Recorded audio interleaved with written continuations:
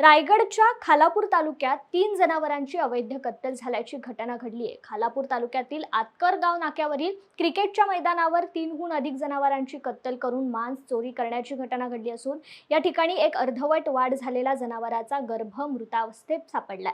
खालापूर तालुक्यात गोधन हत्येच्या घटनांमध्ये वाढ होऊ लागली आहे। सतत कुठे ना कुठे अशा घटना घडत असून सदर प्रकार लक्षात आल्यानंतर खोपोली पोलीस स्टेशननी संपर्क साधत पोलिसांना बोलावण्यात आलं। घटनास्थळी खोपोली पोलीस स्टेशनचे पोलीस निरीक्षक शीतल राऊत यांनी भेट घेत घटनास्थळाची माहिती घेत घटनास्थळी सापडलेल्या संशयास्पद वस्तू आणि गोधनाच्या शरीराचे टाकलेल्या अवयवांचे नमुने पुढील तपासणीसाठी पाठवण्यात आले।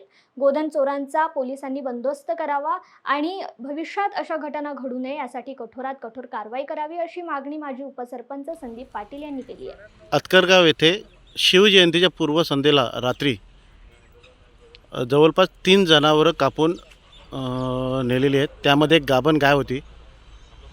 नक्की काय घटना आहे, काय सांगाल?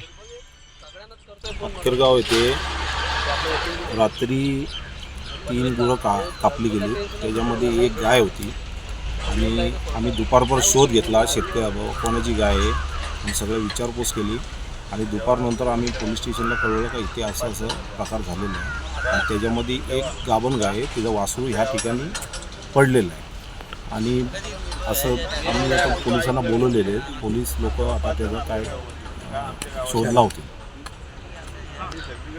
आपली मागणी काय असेल याला? आपली मागणी एवढीच असेल की त्याचा शोध लागावा आणि त्या ज्यावरती गुन्हा दाखल व्हावा आणि ती योग्य ती त्यांना त्यांच्यावरती कारवाई व्हावी।